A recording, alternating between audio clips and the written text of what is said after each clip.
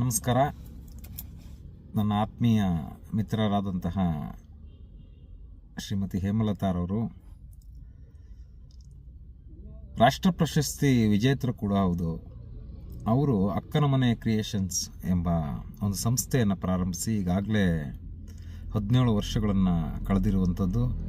ನಾನು ಕಂಡ ಹಾಗೆ ಕಳೆದ 10-12 ವರ್ಷಗಳಲ್ಲಿ ನೂರಾರು ಮಹಿಳೆಯರನ್ನು ಸ್ವಾವಲಂಬಿಗಳನ್ನಾಗಿ ಮಾಡಿದಂತಹ ಕೀರ್ತಿ ಹೇಮಲತಾರವರಿಗೆ ಸಲ್ಲುತ್ತದೆ.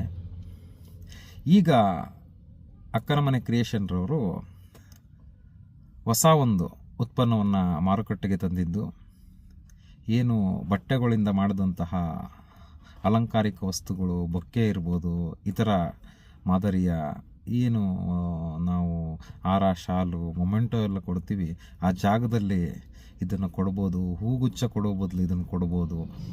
ಆ ರೀತಿಯಾದಂತಹ ಒಂದು ಉತ್ಪನ್ನವನ್ನು ಇವರೇ ತಯಾರಿಸಿ ಮಾರುಕಟ್ಟೆಗೆ ಬಿಡುಗಡೆ ಮಾಡಿರುವಂಥದ್ದು.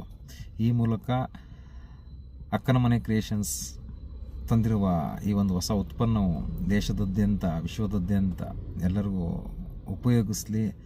ಆ ಮೂಲಕ ಅಕ್ಕನ ಮನೆ ಕ್ರಿಯೇಷನ್ಸ್ಗೆ ಹೆಚ್ಚು ಲಾಭ ಆಗಲಿ.